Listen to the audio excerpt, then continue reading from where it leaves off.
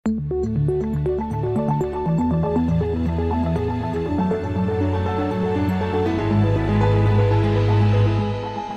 This Morning.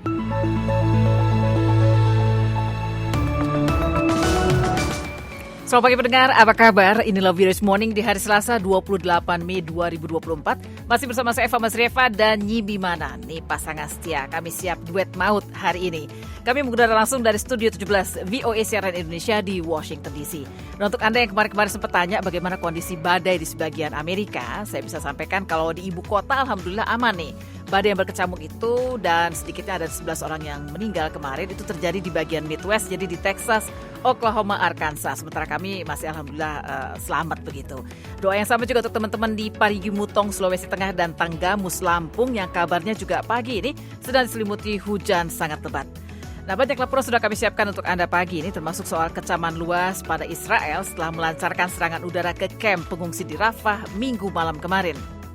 According to initial reports, a fire broke out after the attack. These terrorists were hiding underground.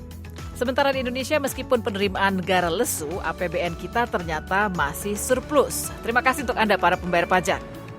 APBN kita mengalami surplus 75,7 triliun rupiah. Ini artinya 0,33% dari estimasi PDB tahun ini. Seperti biasa, siarannya juga dapat Anda simak melalui live streaming kami di situs www.voaindonesia.com atau melalui podcast VOA This Morning di platform podcast langganan Anda. Kini saya sampaikan terlebih dahulu berita dunia pagi ini.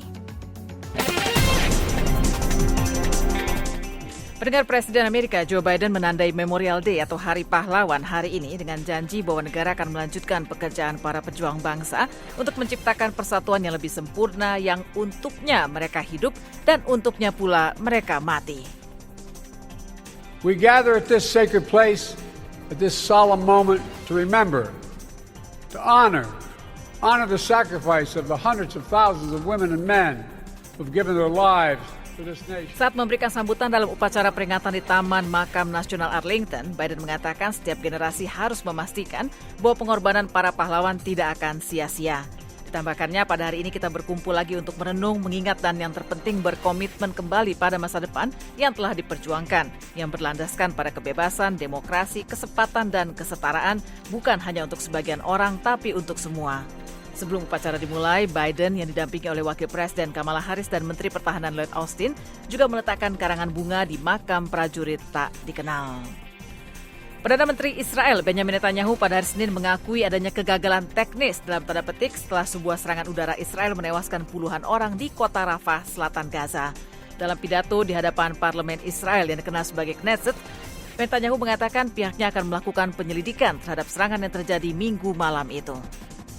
ברפיח כבר פינינו כמיליון תושבים בלתי מעורבים ולמרות המאמץ העליון שלנו Israel kembali dikecam keras karena serangan udara ke kamp pengungsi di Rafah yang menurut beberapa petugas kesehatan telah menewaskan sedikitnya 45 orang.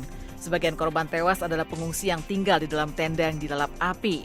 Kebanyakan korban tewas adalah perempuan dan anak-anak. Namun Menteri Pertahanan Italia Guido Crosetto dalam perkembangan lainnya mengatakan serangan udara semacam itu akan menimbulkan dampak yang panjang. Ia mengatakan bahwa Israel telah lebih memilih untuk menyebarluaskan kebencian dan akan melibatkan anak cucunya. Crosetto menyampaikan pandangan itu ketika hubungan antara Uni Eropa dan Israel terus memburuk satu malam sebelum pengakuan diplomatik resmi negara Palestina oleh dua negara anggota Uni Eropa, Irlandia dan Spanyol, juga Norwegia yang bukan anggota Uni Eropa.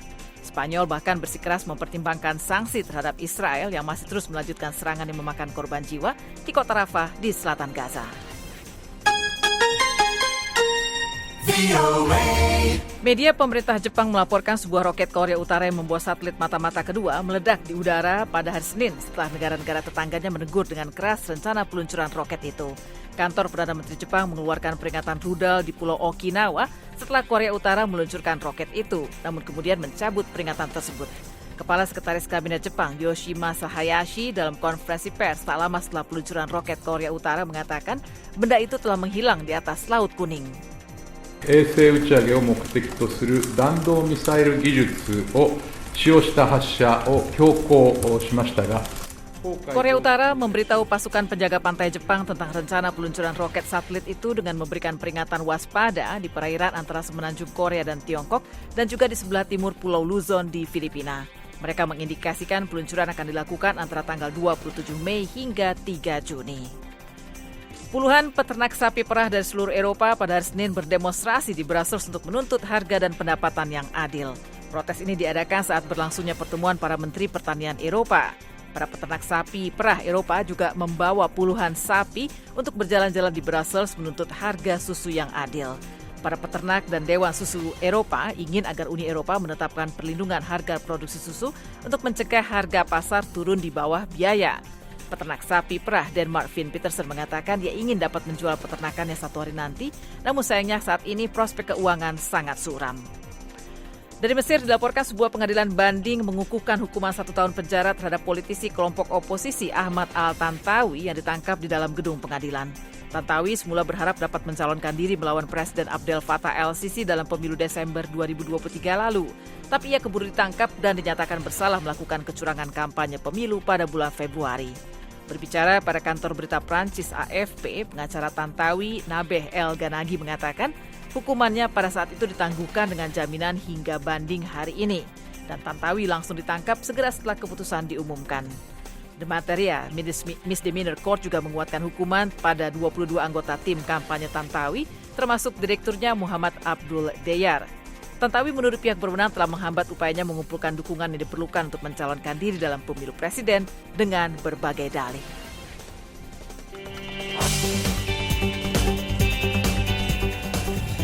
Meskipun Mahkamah Kriminal Internasional Jumat lalu telah memerintahkan untuk menghentikan operasi militer di Gaza, Israel pada akhir pekan lalu tetap melancarkan serangan udara ke Rafah yang menewaskan sedikitnya 45 orang.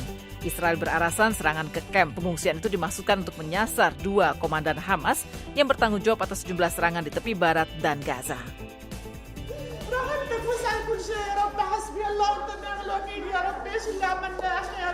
Seorang perempuan di salah satu pusat kesehatan Rafah menangis seraya berdoa di samping mayat-mayat yang akan dimakamkan di dekat kawasan Tal Al-Sultan, Gaza pada hari Senin.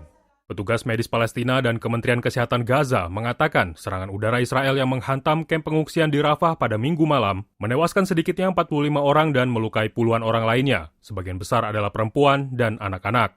Juru bicara pemerintah Israel, Avi Haiman, pada hari Senin mengatakan serangan itu menyasar 2 komandan Hamas yang disebut bertanggung jawab dalam berbagai serangan di tepi barat dan Gaza.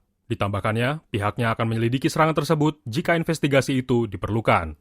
According to initial reports, a fire broke out after the attack.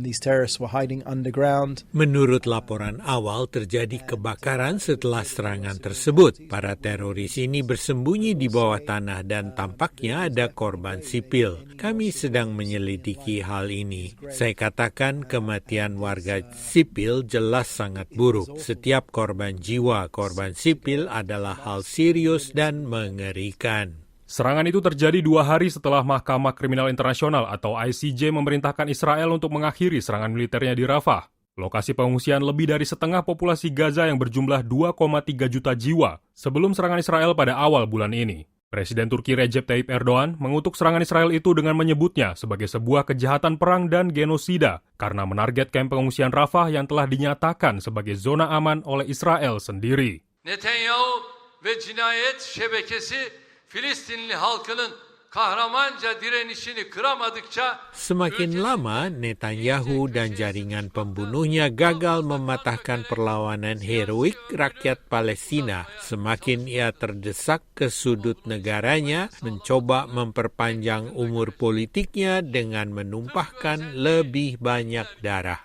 Israel membantah tuduhan yang disampaikan Erdogan. Meski begitu, tekanan lain juga datang dari banyak negara lain, termasuk Spanyol. Menteri Luar Negeri Spanyol, José Manuel Álvarez Bueno, mengingatkan bahwa semua keputusan ICJ bersifat wajib dipatuhi semua pihak, baik Israel maupun Hamas. Y es que Israel tiene que detener su ofensiva en Rafah.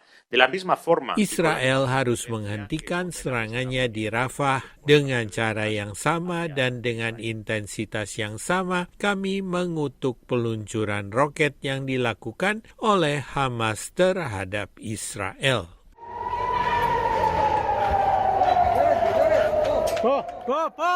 Serangan udara Israel ke tenda-tenda pengungsi di Rafah Minggu malam terjadi hanya beberapa jam setelah serangan roket Hamas ke Israel. Serangan itu memantik sirine serangan udara yang terdengar hingga ke Tel Aviv untuk pertama kalinya setelah berbulan-bulan. Dari Washington DC, Tarik Cerziman melaporkan untuk VOA.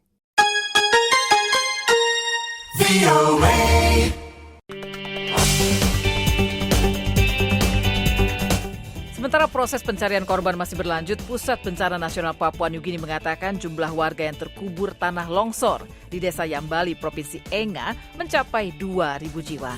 Pihaknya meminta bantuan internasional untuk menangani dampak bencana itu.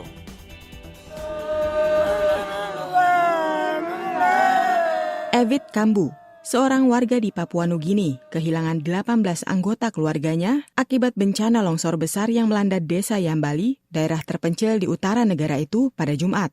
Ia mengatakan,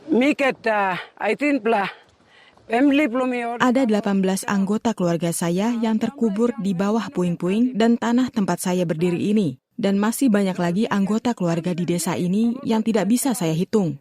Saya adalah pemilik lahan di sini. Terima kasih kepada semua orang yang telah datang untuk membantu kami. Longsor menerjang desa itu sekitar pukul 3 dini hari, saat sebagian besar warga masih tertidur. Lebih dari 150 rumah terkubur di bawah puing-puing setinggi hampir 2 lantai. Pusat Bencana Nasional Papua Nugini pada Senin menyatakan lebih dari 2.000 orang tertimbun tanah longsor dan pihaknya telah meminta bantuan internasional. Angka tersebut didasarkan pada estimasi pejabat setempat. Sebelumnya, Badan PBB memperkirakan jumlah korban tewas mencapai lebih dari 670 orang pada hari Minggu. Dalam sebuah surat yang dibaca kantor berita Associated Press kepada Koordinator Perwakilan PBB, Direktur Sementara Pusat Bencana Nasional Papua Nugini, Lucetta Lasomana, menyatakan bahwa tanah longsor tersebut mengubur lebih dari 2.000 orang hidup-hidup dan menyebabkan kehancuran parah di Desa Yambali, Provinsi Enga. Kepala Misi Organisasi Internasional untuk Migrasi atau IOM di Papua Nugini, Serhan Aktoprak, mengatakan, To make things worse, there is water flowing underneath the debris. Lebih parahnya lagi, ada air yang mengalir di bawah puing-puing dan lantai, tanah, permukaan di mana puing-puing itu berada. Jadi kami khawatir lumpur ini dapat menyebabkan longsor susulan. Menurut organisasi-organisasi kemanusiaan di sana, medan yang berbahaya dan sulitnya memperoleh bantuan ke lokasi meningkatkan kekhawatiran bahwa hanya sedikit orang yang bisa ditemukan dalam keadaan selamat. Lokasi yang terpencil dan perang suku di dekat wilayah itu juga menghambat upaya bantuan, tambah mereka. Sementara itu, negara tetangga Australia pada Senin mengumumkan paket bantuan awal senilai $2,5 juta Australia atau setara 26 miliar rupiah dan akan mengirimkan para ahli teknis untuk membantu proses evakuasi korban jiwa dan pemulihan di sana. Menteri Pertahanan Australia Richard Marles mengatakan, Kami akan terus bekerja sama dengan pemerintah Papua Nugini untuk mencari cara terbaik demi memberikan bantuan dalam beberapa hari ke depan. Tim VOA melaporkan.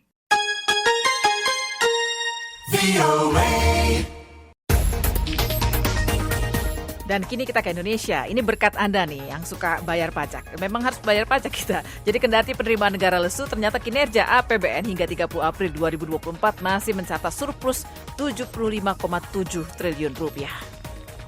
Menteri Keuangan Sri Mulyani Indrawati mengatakan kinerja APBN hingga 30 April 2024 masih surplus 75,7 triliun rupiah. APBN kita mengalami surplus 75,7 triliun rupiah. Ini artinya 0,33% dari estimasi PDB tahun ini. Kinerja APBN yang masih positif hingga April 2024 ini diperoleh dari pendapatan negara yang masih lebih tinggi dari belanja negara. Hingga penghujung April, penerimaan negara mencapai 924,9 triliun rupiah atau setara dengan 33% dari target APBN. Menkyu menjelaskan adapun pendapatan negara yang bersumber dari pajak mencapai 624,19 triliun rupiah atau 31,38% dari target APBN 2024. Meskipun kinerja anggaran negara ini masih positif, namun Menkyu Sri menekankan bahwa APBN masih bisa terpengaruh oleh kondisi perekonomian global yang masih tidak menentu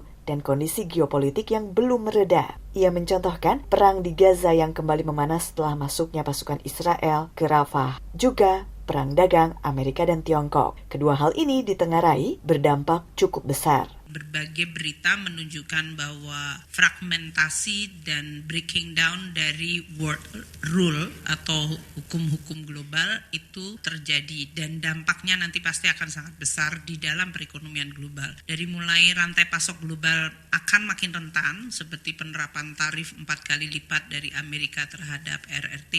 Meski kondisi global masih tidak menentu, Indonesia kata Menkyu harus bersyukur ekonomi masih bisa tumbuh 5,11% di kuartal 1 2024 ini. Menurutnya hal ini berkat masih tingginya permintaan, konsumsi rumah tangga, investasi dan bahkan ekspor yang mulai tumbuh positif dengan dukungan dari belanja pemerintah yang masih kuat. Ekonom Bank Permata, Joshua Pardede mengatakan penerimaan negara yang lesu ini salah satunya sebagai dampak dari menurunnya pendapatan negara yang diperoleh dari sektor perpajakan di mana harga komoditas global yang juga cenderung menurun. Maka dari itu menurutnya, meskipun masih tercatat surplus, ia yakin cepat atau lambat akan terjadi defisit anggaran yang ia perkirakan akan lebih tinggi dari yang sudah ditargetkan oleh pemerintah. Namun ini pun juga sebenarnya sudah mulai turun ya surplusnya dibandingkan periode yang sama tahun sebelumnya karena di saat bersamaan belanjanya cenderung meningkat sementara itu penerimaannya ataupun perpajakannya cenderung lebih rendah sehingga kalau kita lihat sampai dengan akhir tahun ini memang akan ada potensi di mana fiskal defisit pemerintah ini akan melebar dari tahun lalu ya.